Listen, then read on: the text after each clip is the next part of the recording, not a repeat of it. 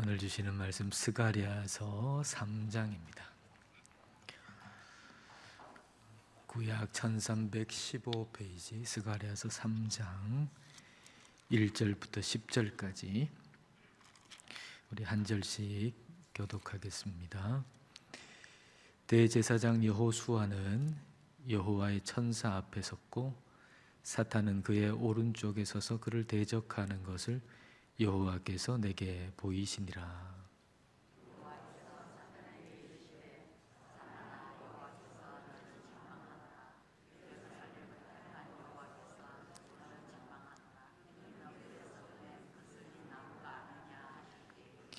여호수아가 더러운 옷을 입고 천사 앞에 서 있는지라.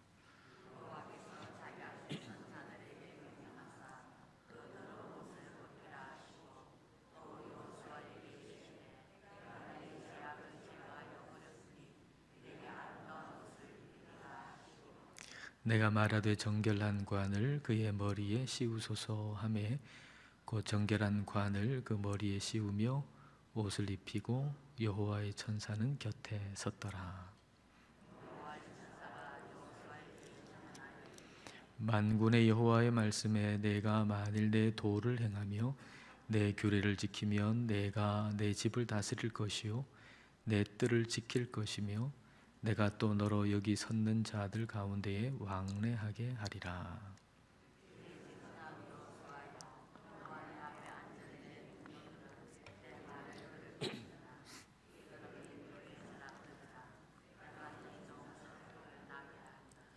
만군의 여호와가 말하노라. 내가 너 여호수아 앞에 세운 돌을 보라. 한 돌에 7 눈이 있느니라. 내가 거기에 새길 것을 새기며 이 땅의 죄악을 하루에 제거하리라. 만군의 여호와가 말하노라. 그날에 너희가 각각 포도나무와 무화과 나무 아래로 서로 초대하리라 하셨느니라. 아멘.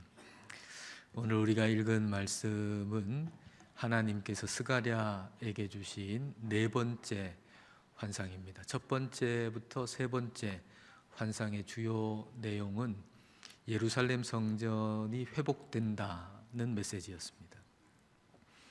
예루살렘 성전이 회복된다라고 하는 것은 예루살렘 성전의 건물만 건축하는 것이 아니고 그 안에서 행해지는 제사가 회복된다는 말이죠. 그 제사에서 가장 중요한 것은 대제사장입니다. 예루살렘 성전 건물이 다 세워져도 이 대제사장이 자격이 없다면, 대제사장이 역할을 할 수가 없다면 상당히 큰 문제가 될 수밖에 없는 것이죠. 자, 오늘 말씀 1절을 보십시오. 자, 1절 같이 읽을까요? 대제사장 여호수아는 여호와의 천사 앞에 섰고 사탄은 그의 오른쪽에 서서 그를 대적하는 것을 여호와께서 내게 보이시니라. 대제사장 여호수아가 나옵니다. 스가랴 선지자가 하나님으로부터 환상, 이상, 비전을 본 것은 주전 520년입니다. 그로부터 18년 전에 주전 538년에 바벨론에서 유대인들이 약 5만 명의 유대인들이 이제 고국 땅으로 예루살렘으로 돌아왔습니다. 근데 이때 주축이 된 리더가 스룹바벨 그리고 대제사장 여호수아입니다. 근데 성전 건축이 방해를 받아가지고 약 한 20년 동안 성전 건축이 중단되어 있었습니다. 그러니까 그런 상황이 주전 520년 바로 이때인데, 그러니까 이때 가장 마음이 힘든 사람이 있다면 아마도 그 중에 한 사람은 대제사장 여호수아일 겁니다. 대제사장으로서 역할을 감당하려면 성전이 세워져야 되잖아요. 성전이 세워져야 대제사장으로 역할을 감당할 텐데 이 성전 건축이 이제 중단된 지가 20년 가까이 되니까 얼마나 마음이 힘들었겠습니까? 그리고 여러 가지 일로 압박감이 있었을 거고 스트레스도 됐을 거고 아마 상당히 마음이 힘든 사람이 바로 대제사장 여호수아였을 겁니다. 이제 그런 와중에서 하나님께서 스가랴를 통해 가지고 이 이 환상을 주시는데 그 중에 이 대제사장 여호수아의 모습이 보이는 겁니다. 그 대제사장 여호수아의 모습은 하나님 법정에 있는 거예요. 천사 앞에 대제사장 여호수아가 서 있고 그 오른쪽에 사탄이 있습니다. 대제사장 여호수아는 아주 더러운 옷을 입고 있어요. 그러니까 사탄이 그걸 고소하는 거죠. 대제사장의 자격이 없다라고 하는 것입니다. 예루살렘 성전이 재건되기를 바라는 그런 입장에서 볼 때 지금 상당히 좀 위험한 상황이에요. 첫 번째부터 세 번째 그 환상 가운데 예루살렘 성전이 재건된다라는 말씀 주셨는데, 그게 아무리 그렇게 된다 할지라도 대제사장으로서의 자격이 없는 사람이다라고 하면 아무 소용이 없잖아요. 그 성전 건물이 세워진다는 게 아무 소용이 없잖아요. 사탄이 여호수아의 자격을 문제 삼는 거예요. 사탄은 우리의 자격을 문제 삼는 거예요. 근데 그것은 얼토당토 않는 말이 아니에요.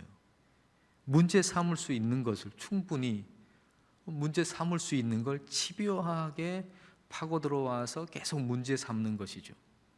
마귀로 보통 우리가 번역되는 사탄 아닙니까? 사탄이라고 하는 용어는 히브리어잖아요. 히브리어를 그대로 쓰는 게 사탄, 우리는 또 마귀라고 번역하기도 한데, 그걸 헬라어로 하면 디아볼로스입니다.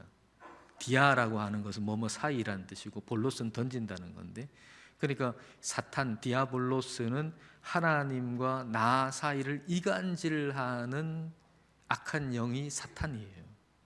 그러니까 하나님과 나 사이를 계속 이간질해요, 이 사탄은. 근데 우리가 여기에 넘어가면 안 돼요. 하나님하고 나를 이간질해서 사이가 멀어지게 만드는 그 배후에는 언제나 사탄이 있다는 사실을 우리가 항상 기억해야 됩니다. 그리고 사탄을 우리는 대적해야 돼요.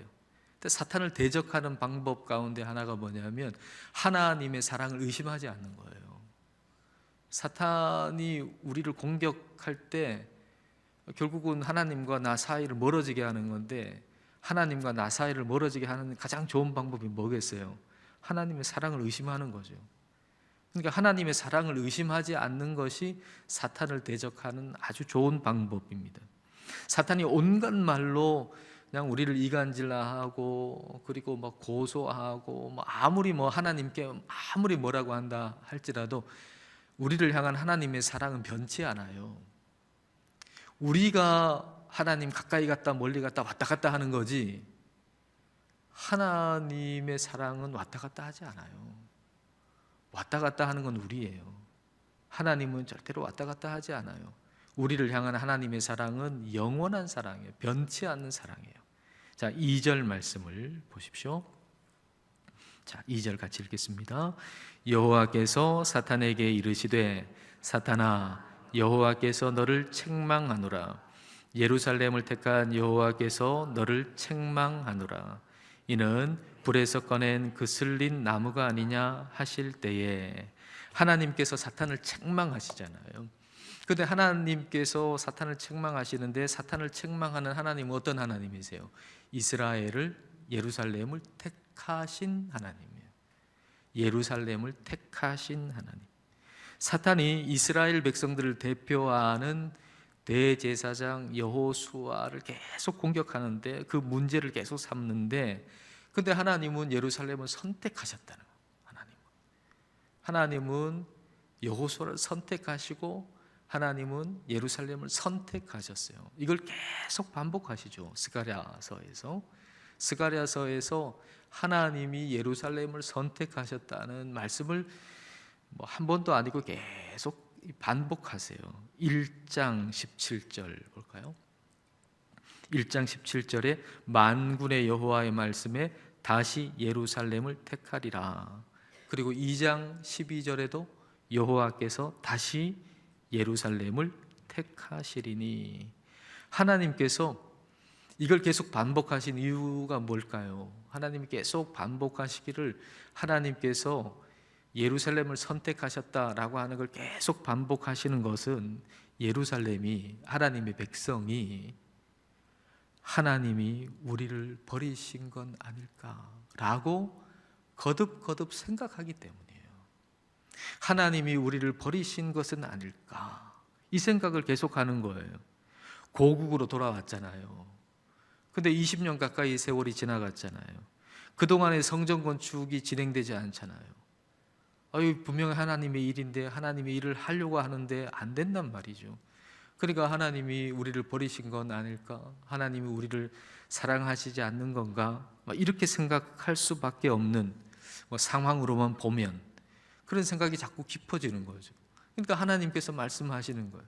아니야, 그게 아니야. 내가 너를 선택했어. 내가 예루살렘을 선택했어. 예루살렘을 버리지 않았어. 이 말씀을 계속 상기시켜 주는 겁니다. 계속해서. 즉 우리가 말씀을 읽을 때, 기도할 때 생각이 맞다는 거예요. 우리가 삶을 살아가는 동안에 자꾸 하는 일도 잘 안 되고 또 실패하고 그러면 마음이 낙심이 되잖아요.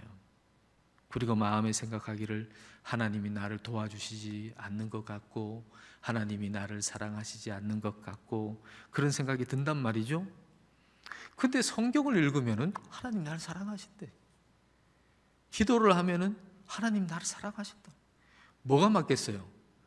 살아가면서 보다 실패하고 잘 안 되고 하나님 나를 사랑하시지 않는 것 같아. 그런데 성경만 펴보면은 하나님 나를 사랑하신대요. 기도하면은 하나님 나를 사랑하신대요. 그럼 무슨 말이 맞겠어요? 뭐가 맞겠어요? 성경 읽을 때, 기도할 때 들리는 음성이 맞는 말씀이죠. 그래서 우리의 삶은 말씀과 기도가 이끌어가는 겁니다. 우리의 삶의 상황이 다른 걸 이끌어가는 게 아니고 말씀과 기도가 우리의 삶을 이끌어가는 거예요. 그래서 첫 시간을 말씀과 기도로 시작하고 시시때때로 항상 하나님의 말씀을 기억하면서 기도해야 하는 거죠. 안 그러면 내 상황이 나를 계속 이끌어가거든요. 그러면 우울해질 수밖에 없어요. 낙심할 수밖에 없어요. 근데 하나님의 말씀과 기도가 나를 계속 이끌어가게 하는 사람은 하나님이 나를 사랑하신다, 이 사실을 놓치지 않는 거죠.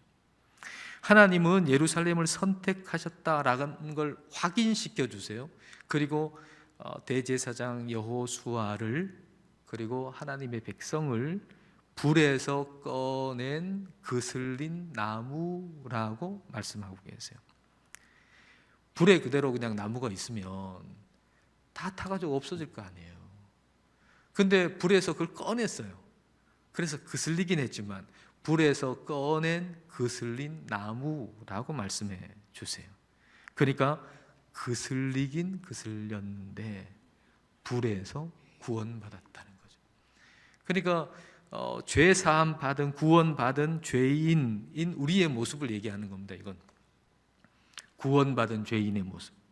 그러니까 하나님께서 사탄한테 이렇게 얘기하는 거예요. 사탄이 막 계속 고소를 하니까, 그러니까 하나님이 사탄한테 얘기하는 거예요. 사탄아, 아무개가 불에 그슬린 나무라고 너 고소하고 있냐? 그래, 맞다. 불에 그슬린 거 맞다. 근데 내가 불에서 꺼냈다. 그슬린 것은 죄인이라는 의미도 되지만 그 불에서 구원받았다는 의미도 된다. 우리 하나님 그렇게 말씀하시는 거예요. 그슬린 나무의 그슬림은 죄를 보여주기도 하지만 우리가 그 멸망, 그 불에서 건짐을 받았다, 우리가 구원을 받았다라고 하는 것도 동시에 이야기해 주는 것입니다. 그래서 성경이 이걸 거무나 아름답다라고 압축해서 말씀하세요. 아가서죠. 아가서 1장 5절 보세요. 예루살렘 딸들아, 내가 비록 거무나 어떻다고요? 아름다우니. 검지만 아름답다. 이게 구원받은 죄인을 가리키는 말이거든요. 오늘 표현으로 하면 불에서 꺼낸 그슬린 나무예요. 같은 의미라고 볼 수 있죠. 그 그슬린 검은 것은 우리가 죄인이라고 하는 것을 보여주는데 동시에 뭘 보여줍니까? 불에서, 멸망해서 건짐받았다는 걸 동시에 보여주는 거예요. 그러니까 우리는 우리의 죄를 볼 때 동시에 뭘 봐야 됩니까? 거기서 나를 건져주신 우리 하나님을 생각하고 감사해야 하는 거죠. 사탄은 계속 검은 것만 문제 삼거든요. 거슬린 것만 문제 삼거든요. 그러니까 사탄한테 싹 쏘가 넘어가면 그 거슬린 거, 검은 거 그것만 본단 말이에요, 우리가.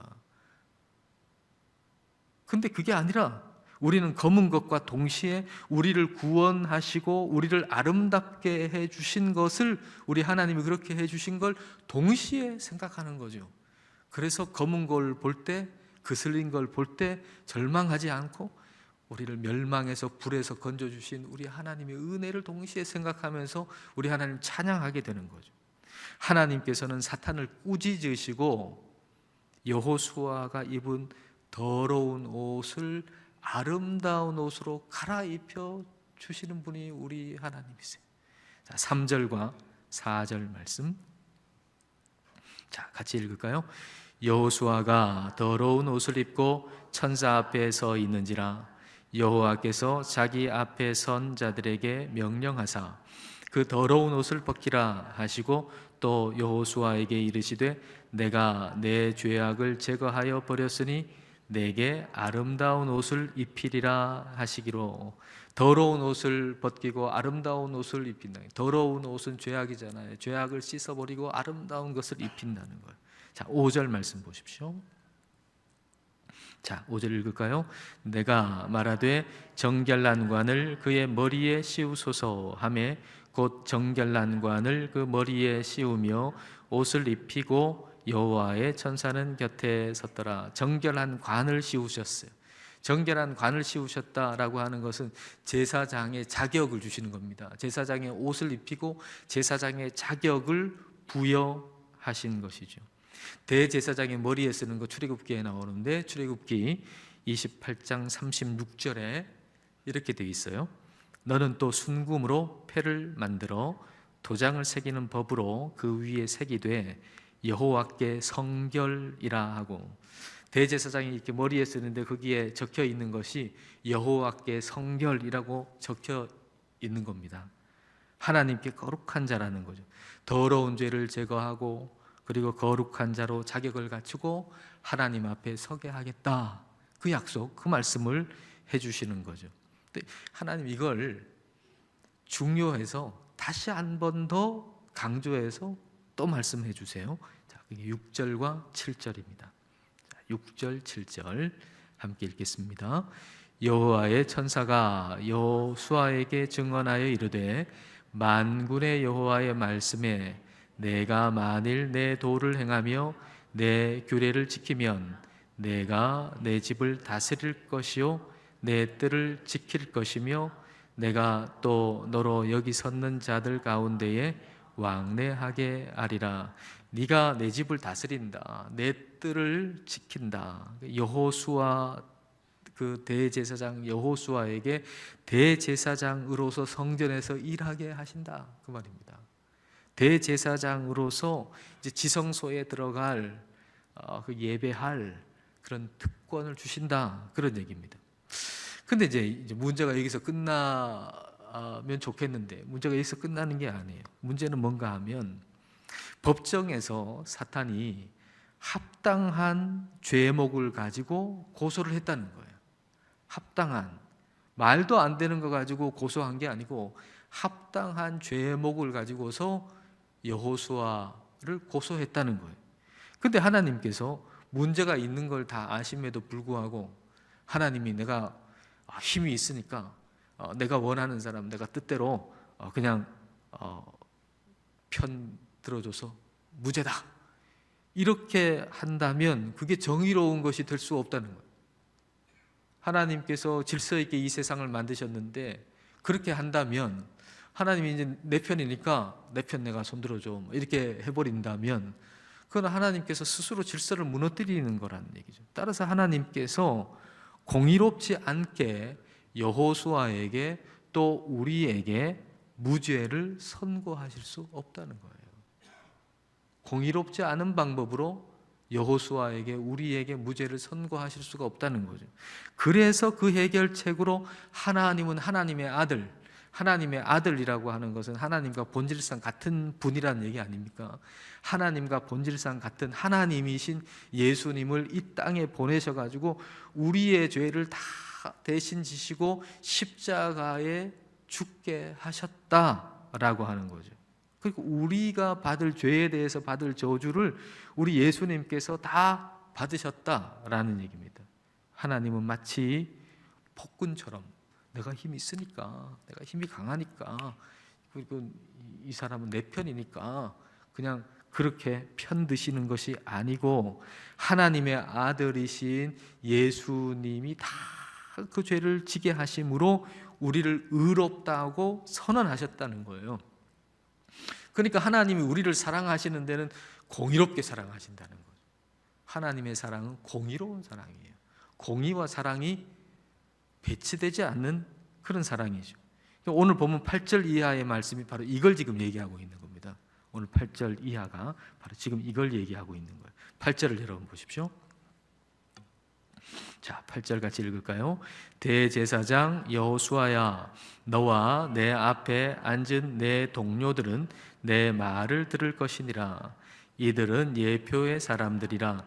내가 내 종 싹을 나게 하리라. 싹이라고 하는 단어는 예수 그리스도를 가리키는 구약의 단어죠. 인간의 죄라고 하는 게 근본적인 문제 아닙니까? 인간의 죄라고 하는 건 근본적인 문제여서 뭘 하더라도 다 걸림돌이 될 수밖에 없는데 예수님께서 그걸 다 해결해 주시기 위해서 예수님 오신 것이죠. 자, 9절 말씀 보십시오. 자, 9절 같이 읽겠습니다. 만군의 여호와가 말하노라. 내가 너 여호수아 앞에 세운 돌을 보라. 한 돌에 7 눈이 있느니라. 내가 거기에 새길 것을 새기며 이 땅의 죄악을 하루에 제거하리라. 돌로 번역된 에벤이라고 하는 단어는 예수 그리스도를 뜻하는, 상징하는 단어죠. 돌이라고 하는, 에벤이라고 하는 단어는. 근데 이 돌에 눈이 몇 개가 있어요? 7개 눈이 있어요. 7이라는 숫자는 아시다시피 완전한 숫자잖아요.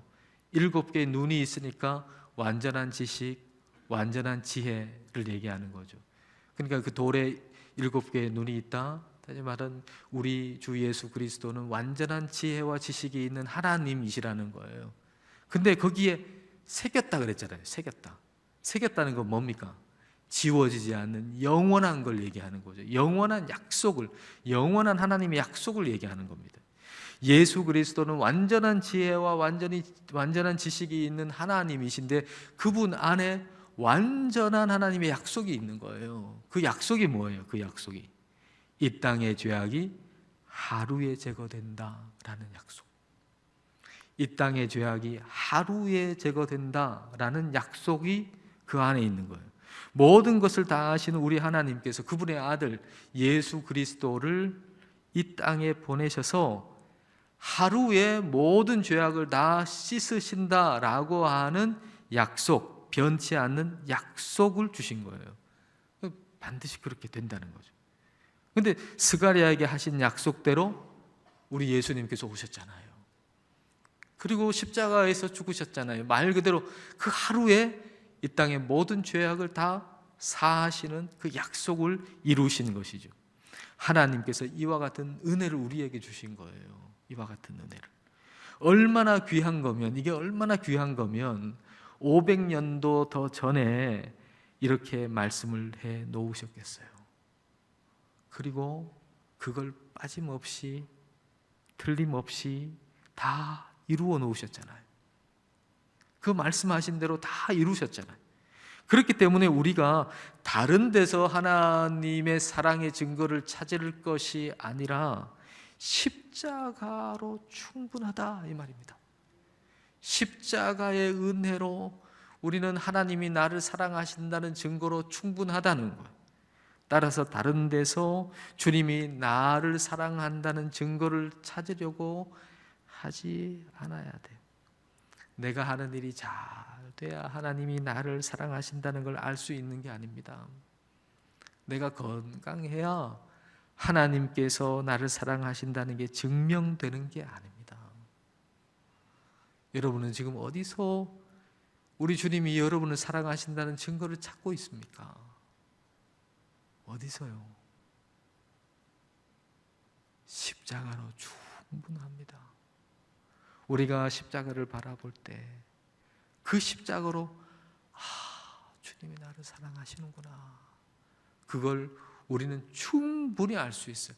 우리는 완벽하게 충분하게 하나님의 은혜를 받고 있다는 사실을 예수 그리스도의 십자가를 바라볼 때 알 수 있습니다. 십자가가 우리에게 가르쳐 주는 거예요. 그러니까 다른 데서 찾을 필요가 없어요. 십자가가 우리에게 가르쳐 줘요.